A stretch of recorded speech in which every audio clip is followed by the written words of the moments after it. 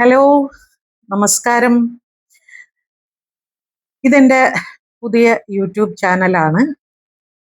വളരെ അപ്രതീക്ഷിതമായിട്ടാണ് ഇന്ന് ഞാൻ ഇങ്ങനെ ഒരു ചാനൽ തുടങ്ങാനും ഇന്ന് ഞാൻ സംസാരിക്കാൻ പോകുന്ന വിഷയത്തെക്കുറിച്ച് സംസാരിക്കേണ്ടി വന്നത്. യഥാർത്ഥത്തിൽ ചാനൽ തുടങ്ങാൻ ഞാൻ കുറച്ച് ദിവസമായിട്ട് പ്ലാൻ ചെയ്യുന്നുണ്ടായിരുന്നു. ഒരുപാട് പേര് എന്നോട് ആവശ്യപ്പെടുന്നുണ്ടായിരുന്നു. പക്ഷേ ഞാൻ ഒന്ന് എനിക്ക് ടെക്നോളജിയായിട്ട് അത്ര വലിയ പിടിയൊന്നും ഇല്ലാത്ത ഒരാളാണ്. ഇതെങ്ങനെ ചെയ്യണം, എങ്ങനെ ഷൂട്ട് ചെയ്യണം, ഞാൻ എപ്പോഴും ഒറ്റയ്ക്ക് സഞ്ചരിക്കുന്ന ആളാണ്, അങ്ങനെ കുറെ മടിയൊക്കെ ഉണ്ടായിരുന്നു. എന്നാലും ഞാൻ ഒടുവിൽ ഞാൻ ഷൂട്ടിംഗ് ഒക്കെ കുറേയൊക്കെ ഞാൻ ചെയ്തു. അത് ചെയ്തത് മുഴുവനും എൻ്റെ സ്വരവേദങ്ങൾ എന്ന് പറയുന്ന പുസ്തകത്തെ അടിസ്ഥാനമാക്കി എൻ്റെ ബാല്യം, കൗമാരം, യൗവനം, അവിടെ ജീവിച്ച സ്ഥലങ്ങൾ, ആ വഴികൾ, അതിൻ്റെ ഓർമ്മകൾ, കോഴിക്കോട് ബാലമന്ദിരം, പിന്നെ ചെന്നൈ, ഇങ്ങനെയൊക്കെ ഞാൻ കുറെ ഷൂട്ട് ചെയ്തു. അപ്പോ ഇന്ന് യഥാർത്ഥത്തിൽ അടുത്ത ആഴ്ചയൊക്കെ ഇത് റിലീസ് ചെയ്ത് തുടങ്ങാമെന്നൊക്കെ വിചാരിച്ചപ്പോഴാണ് ഇന്ന് രാവിലെ ഒട്ടും പ്രതീക്ഷിക്കാതെ ഈ ഗൂഗിളിൽ ഞാൻ വെറുതെ ഇങ്ങനെ സെർച്ച് ചെയ്തപ്പോൾ എൻ്റെ ഒരു ഫോട്ടോ വന്നിട്ട് പുതിയൊരു വാർത്ത ഇങ്ങനെ കണ്ടു. അപ്പൊ ഞാൻ ചോദിച്ചു, എന്താണ് ഇപ്പൊ എന്നെ കുറിച്ച്, ഞാനിപ്പോ പ്രത്യേകിച്ച് ഒന്നും സംസാരിച്ചിട്ടില്ലല്ലോ. അപ്പോ സംവിധായകൻ രഞ്ജിത്തിനെ അറസ്റ്റ് ചെയ്യുന്നതുമായി ബന്ധപ്പെട്ട് ഞാൻ എന്തുകൊണ്ട് പ്രതികരിക്കുന്നില്ല, ഭാഗ്യലക്ഷ്മി സെലക്റ്റീവ് ആണോ എന്ന് ചോദിച്ചുകൊണ്ട് അങ്ങനെ ഒരു വാർത്തയാണ് ഞാൻ കണ്ടത്. നോക്കൂ, എനിക്കിതിൽ നിലപാടില്ലാത്തത് കൊണ്ടല്ല. ഞാൻ മാധ്യമത്തിൽ വരുന്നില്ല, വാർത്താ ചാനലുകളിൽ വന്ന് സംസാരിക്കുന്നില്ല എന്നാൽ അതിനർത്ഥം എനിക്കതിൽ അഭിപ്രായമില്ല എന്നല്ല. എനിക്ക് വ്യക്തമായ അഭിപ്രായമുണ്ട്. അഭിപ്രായം എപ്പോഴും സമൂഹത്തിന് മുമ്പിലും ചാനലിന് മുമ്പിലും വന്നിരുന്ന് പറഞ്ഞുകൊള്ളണം എന്ന് വലിയ അത്യാവശ്യമൊന്നുമില്ലല്ലോ. അതെന്റെ ഇഷ്ടമല്ലേ, സംസാരിക്കണോ വേണ്ടയോ എന്നുള്ളത്.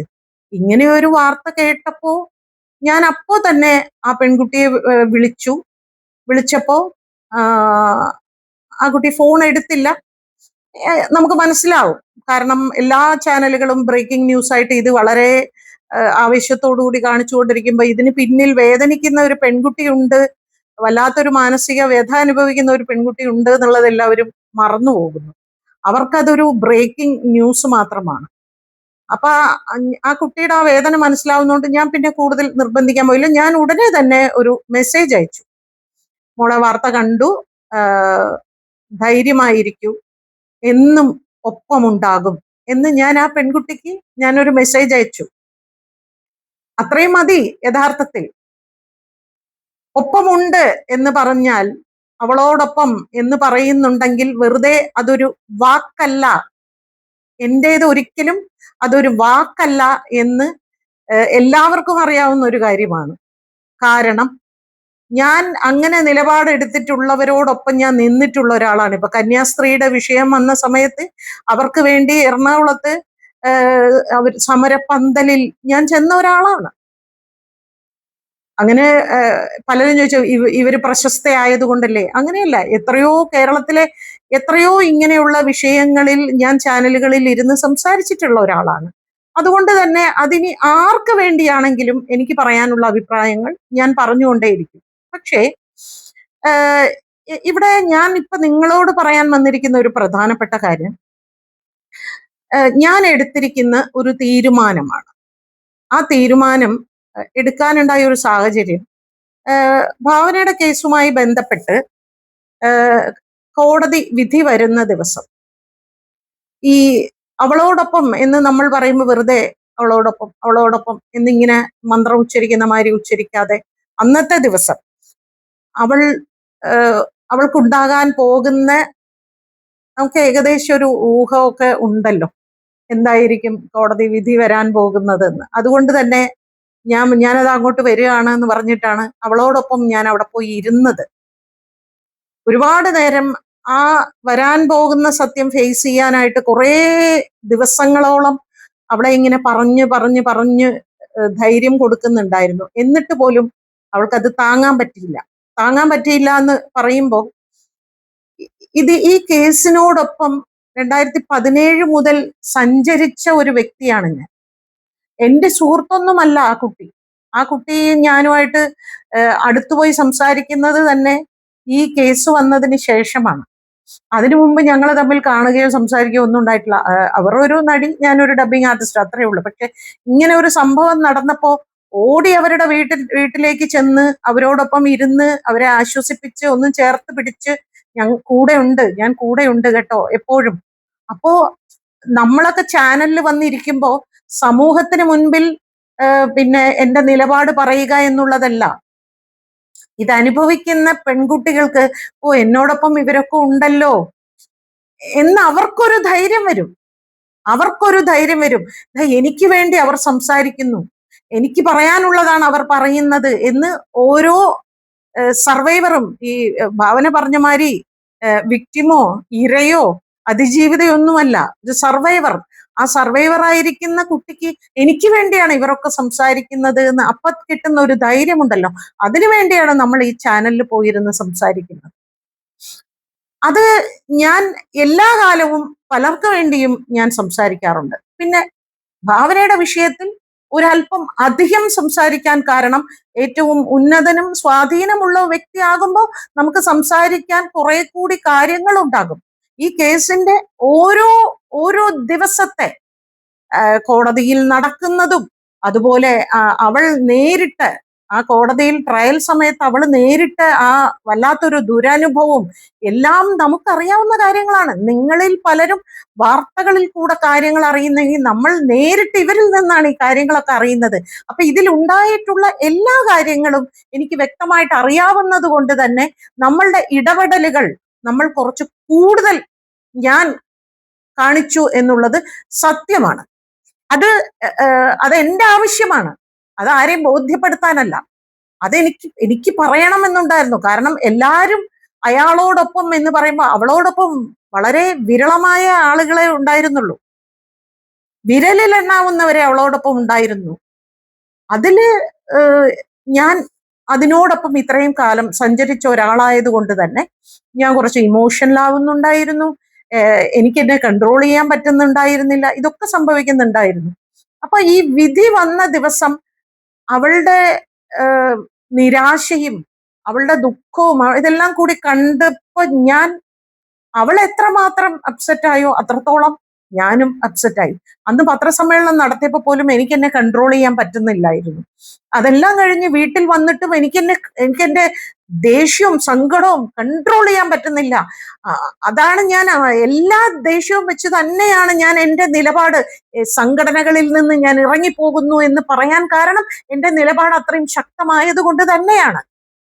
അത് കഴിഞ്ഞിട്ടും എനിക്ക് അതിൽ നിന്ന് ഒരു മോചനം ഉണ്ടായിരുന്നില്ല. വീട്ടിൽ വന്നിട്ടും ഞാനിങ്ങനെ ടെൻഷൻ അടിച്ചുകൊണ്ട് ഞാൻ വല്ലാത്തൊരു ഡിപ്രഷൻ മൂഡിലേക്ക്. എനിക്ക് തന്നെ അത്ഭുതം തോന്നി, എനിക്ക് എന്താണ് സംഭവിക്കുന്നത്.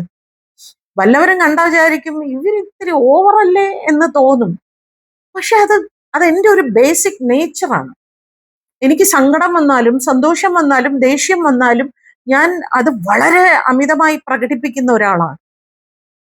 അത് എന്നെ തന്നെ, എന്റെ മനസ്സിനെ, എന്റെ സന്തോഷത്തെ, എന്റെ സമാധാനത്തെ എല്ലാം ഇല്ലാതെയാക്കുന്നത് പോലെ എനിക്ക് തോന്നുന്നുണ്ട്. പക്ഷെ എനിക്ക് ഇതിൽ നിന്ന് എന്താണ് ഞാൻ ചെയ്യേണ്ടതെന്ന് എനിക്ക് അറിയുന്നില്ലായിരുന്നു.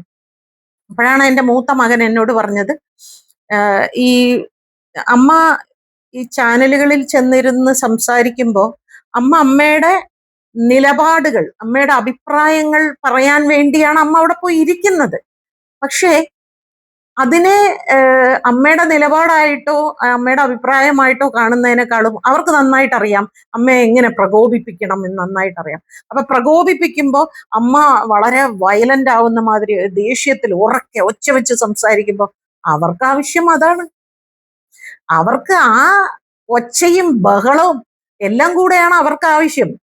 അല്ലാതെ നിങ്ങൾ വളരെ പിന്നെ സാത്വികതയോടുകൂടി ഇതിങ്ങനെ സംസാരിച്ചു നിങ്ങൾ അങ്ങനെ ചർച്ചയ്ക്കൊന്നും അവരാരും വിളിക്കില്ല. അപ്പോൾ നിങ്ങളെ പ്രൊവോക്ക് ചെയ്യുക, നിങ്ങൾ പ്രൊവോക്ഡ് ആവുക, ഇതാണ് അവരുടെ ആവശ്യം. ഇതുകൊണ്ട് ആർക്കാണ് നഷ്ടം സംഭവിക്കുന്നത്? അമ്മയ്ക്ക്. ആർക്കാണ് ഗുണമുണ്ടാകുന്നത്? അവർക്ക്. ശരിയാണല്ലോ, ആലോചിച്ച് നോക്കിയപ്പോ എനിക്ക് തോന്നി ശരിയാണ്. അപ്പൊ ഞാൻ ആലോചിച്ചു, എനിക്ക് ഒരാളെ ചേർത്ത് പിടിക്കണമെങ്കിൽ എനിക്ക് നേരിട്ട് അവരുടെ അടുത്തേക്ക് എത്തിയാൽ പോരെ. അവരോട് സംസാരിച്ചാൽ പോരെ? അത് സമൂഹത്തെയും മാധ്യമങ്ങളെയും ഞാൻ ബോധ്യപ്പെടുത്തേണ്ട ആവശ്യം എന്താണ്? ഇന്നല്ല, നാളെയല്ല, ഇനി ഏത് കാലത്താണെങ്കിലും ഞാൻ അതിജീവിതമാരോടൊപ്പം തന്നെയായിരിക്കും. അതിനി ഏത് ഉന്നതനാണെങ്കിലും, ഏത് സുഹൃത്താണെങ്കിലും, ഇനി ആരൊക്കെ തന്നെയാണെങ്കിലും എന്റെ നിലപാട് ഇങ്ങനെ തന്നെയായിരിക്കും. ഇതില് ഒരു മാറ്റവും ഉണ്ടാവാൻ പോകുന്നില്ല. എനിക്കിതിൽ മറ്റൊരു പ്രധാനപ്പെട്ട ഒരു കാര്യം പൊതുവെ പറയാനുള്ളത്, ഇപ്പൊ ഹേമ കമ്മിറ്റി റിപ്പോർട്ട് വന്ന സമയത്ത് കുറേ ഹേമ കമ്മിറ്റിയുടെ മുൻപാകെ മൊഴി കൊടുത്ത കുറെ പേരോട് ചെന്നിട്ട് നിങ്ങൾ കേസ് ഫയൽ ചെയ്യാനായിട്ട് ഈ SIT ടീം ചെന്നിട്ട് ചോദിച്ചപ്പോ പലരും കേസ് ഫയൽ ചെയ്യാൻ തയ്യാറാവുന്നില്ല. അപ്പോ അതൊന്നും നിയമ നടപടികൾ നേരിടാതെ അങ്ങനെ മുമ്പോട്ട് പോയി. അപ്പോ ഇപ്പൊ ഇന്ന് വന്നിരിക്കുന്ന ഈ കുട്ടിയാണെങ്കിലും, ഭാവനയാണെങ്കിലും, കന്യാസ്ത്രീ ആണെങ്കിലും, അല്ല മറ്റു പല ഇത്തരം സാഹചര്യങ്ങളിൽ പോയ സ്ത്രീകൾ, കുട്ടികൾ എല്ലാവരും തന്നെ നിയമ നടപടികളുമായി മുൻപോട്ട് പോകുമ്പോൾ നമ്മൾ തീർച്ചയായിട്ടും അത് അപ്രിഷിയേറ്റ് ചെയ്യേണ്ട ഒരു കാര്യം തന്നെയാണ്. കാരണം അവര് സമൂഹത്തിൽ പലരുടെയും പരിഹാസവും പലരുടെയും കുത്തുവാക്കുകളും ഒക്കെ സഹിച്ചുകൊണ്ടാണ് അവർ നിയമ നടപടികളുമായിട്ട് മുൻപോട്ട് പോകുന്നത്. അവർ വെറുതെ ചാനലിൽ വന്നിരുന്ന് വെറുതെ അശ്ലീലം പറഞ്ഞുകൊണ്ടിരിക്കുക അല്ല അവർ ചെയ്യുന്നത്. അവര് വളരെ വീട്ടിൽ ഇരുന്നു കൊണ്ട് അവർ പോലീസുകാർ ചോദിക്കുന്ന ചോദ്യങ്ങൾക്കും നിയമ നടപടികൾക്കും അവർ വളരെ എന്താ പറയാ, സമാധാനത്തോടുകൂടെ അവരുടെ ഉള്ളിൽ എത്രയും സംഘർഷം ഉണ്ടെങ്കിലും അവർ അതുമായി മുൻപോട്ട് പോകുന്നത് അവരുടെ ഉള്ളിൽ സത്യം ഉള്ളത് കൊണ്ടാണ്. അവർക്കറിയാം ഇത് സത്യമാണ് എന്ന് അവർക്കറിയാവുന്നത് കൊണ്ടാണ് അവർ നിയമ നടപടികളുമായി അവർ മുൻപോട്ട് പോകുന്നത്. അതുകൊണ്ട് തന്നെ അവരോടൊപ്പം, ആ പെൺകുട്ടികളോടൊപ്പം നിൽക്കുക എന്നുള്ളത് ഓരോരുത്തരുടെയും കടമയാണ്. നമ്മൾ എല്ലാവരും അത് ചെയ്യേണ്ടവരാണ്. എന്നെ സംബന്ധിച്ച് ഞാൻ അങ്ങനെ തന്നെയായിരിക്കും. ഇനി ഇത് ആരാണ് ഈ പ്രതിസ്ഥാനത്ത് നിൽക്കുന്നതെങ്കിലും ഞാൻ ആ പെൺകുട്ടിയോടൊപ്പം തന്നെയായിരിക്കും. മറ്റൊന്ന്, സിനിമയിൽ അത് ഏത് ഭാഷയിലും ആവട്ടെ, ഒരു പെൺകുട്ടിക്ക് ഒരു പ്രശ്നം വന്നാൽ ആരെങ്കിലും അവളോടൊപ്പം നിൽക്കുന്നുണ്ടോ? സ്ത്രീകൾ പോലും ആ പെണ്ണിനോടൊപ്പം നിൽക്കുന്നില്ല എന്നുള്ളതാണ്. ഇപ്പോ IC കമ്മിറ്റി ഉണ്ടാക്കി. എല്ലാ സിനിമ ഷൂട്ടിംഗ് നടക്കുന്ന സ്ഥലത്തും സ്റ്റുഡിയോസിലും, ഡബിങ് സ്റ്റുഡിയോയിലൊക്കെ IC കമ്മിറ്റി ഉണ്ടെന്നൊക്കെയാണ്, ഞാൻ ഇതുവരെ ആരും കണ്ടിട്ടൊന്നുമില്ല. ഷൂട്ടിംഗ് സ്ഥലത്ത് എങ്ങനെയാണ് ICC കമ്മിറ്റി വരുന്നത്? എങ്ങനെയാണ്? ആ സിനിമയിൽ വർക്ക് ചെയ്യുന്ന രണ്ടുപേരും, പുറത്തുനിന്ന് ഒരാളും, ആ സിനിമയിൽ തന്നെ വർക്ക് ചെയ്യുന്ന രണ്ടുപേര് ഒരിക്കലും ആ സിനിമയിൽ ഇത്തരം ദുരനുഭവം നേരിട്ട ഒരു പെൺകുട്ടിക്ക് വേണ്ടി സപ്പോർട്ട് ചെയ്ത് സംസാരിക്കില്ല. കാരണം അവർക്ക് അവരുടെ തൊഴിൽ നഷ്ടമാകും എന്ന ഭയമുള്ളത് കൊണ്ട്. ഇത് പുറത്തു നിന്ന് 3 പേരെയാണ് കൊണ്ടുവരേണ്ടത്. സാക്ഷികൾ അവിടെ ഉള്ളവർ ആയിരിക്കണം. പക്ഷേ ഞാൻ ഒരു പടം വർക്ക് ചെയ്യാൻ പോകുമ്പോൾ അവിടെ എനിക്കൊരു ദുരനുഭവം ഉണ്ടായാൽ ആ പടത്തിൽ തന്നെ വർക്ക് ചെയ്യുന്നവരോടല്ല ഞാൻ ഇത് പറയേണ്ടത്. ഞാൻ ഈ കമ്മിറ്റി പുറത്തുനിന്ന് 2 ആൾക്കാർ ഉണ്ടെങ്കിൽ അവരോടാണ് ഞാൻ ഇത് പറയേണ്ടത്. എനിക്കെങ്ങനെ എൻ്റെ സഹപ്രവർത്തകരിൽ നിന്ന് തന്നെ എനിക്ക് നീതി ന്യായം കിട്ടുമെന്ന വിശ്വാസം എനിക്കില്ല.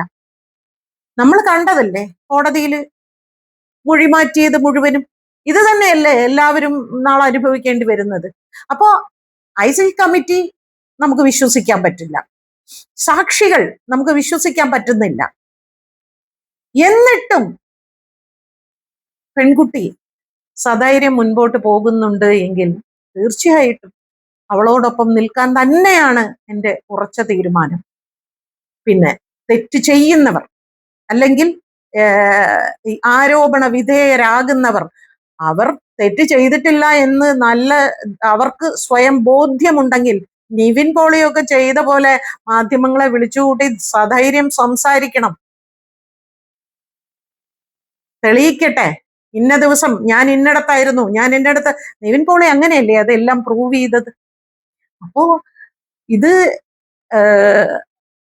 നടന്ന കാര്യമാണ്, നടക്കാത്ത കാര്യമാണ് എന്നുള്ളതെല്ലാം ഓരോരുത്തരുടെ പ്രവൃത്തി മൂലമാണ് നമുക്ക് ബോധ്യപ്പെടുന്നത്.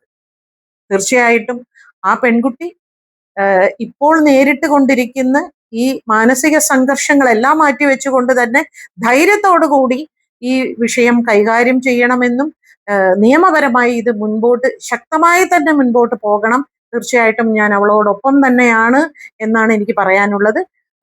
എന്നെ സംബന്ധിച്ച് ഇനി എൻ്റെ മാനസിക സംഘർഷം കൂട്ടാൻ വേണ്ടി ഞാൻ ചാനൽ ചർച്ചകളിൽ പോയിരിക്കാൻ ഉദ്ദേശിക്കുന്നില്ല. കാരണം ചാനൽ ചർച്ചയിൽ നമ്മൾ സംസാരിക്കുമ്പോൾ ഓപ്പോസിറ്റ് നിന്ന് കോരം സംസാരിക്കുമ്പോൾ ഞാൻ പ്രൊവോക്റ്റായി എൻ്റെ മനസ്സും എൻ്റെ ശരീരവും എൻ്റെ ആരോഗ്യവും നശിപ്പിക്കുന്നതിനേക്കാളും ഞാൻ മിണ്ടാതിരിക്കുന്നതാണ്. അതിനർത്ഥം ഞാൻ നിശബ്ദയായി എന്നല്ല. എനിക്ക് പറയാനുള്ളത് ഞാൻ എൻ്റെ ഈ ചാനലിൽ കൂടി നിങ്ങളോട് ഞാൻ സംസാരിക്കും. ഈ ചാനൽ ഞാൻ തുടങ്ങിയിരിക്കുന്നത് ഒരിക്കലും സിനിമയിലെ പരദൂഷണം പറയാനല്ല, സിനിമയിലുള്ളവരുടെ സ്വകാര്യ ജീവിതത്തെക്കുറിച്ച് സംസാരിക്കാനല്ല. ഞാൻ എൻ്റെ യാത്രകൾ, എൻ്റെ സന്തോഷങ്ങൾ, എൻ്റെ സങ്കടങ്ങൾ, എൻ്റെ ജീവിതം, എൻ്റെ കാഴ്ചപ്പാടുകൾ ഇതൊക്കെ പറയാൻ വേണ്ടിയാണ് ഞാൻ ഈ ചാനലിൽ കൂടി ഉദ്ദേശിക്കുന്നത്. അതുകൊണ്ട് തന്നെ ഇനി സിനിമയിൽ നിന്ന് കുറെ പേരുടെ പരദൂഷണം കേൾക്കാമെന്ന് ആരും പ്രതീക്ഷിക്കേണ്ട. അങ്ങനെ ഒരു സംഭവം ഞാൻ സംസാരിക്കുകയേയില്ല. അപ്പൊ നമുക്കിനി വരും നാളുകളിൽ വീണ്ടും കാണാം. Thank you.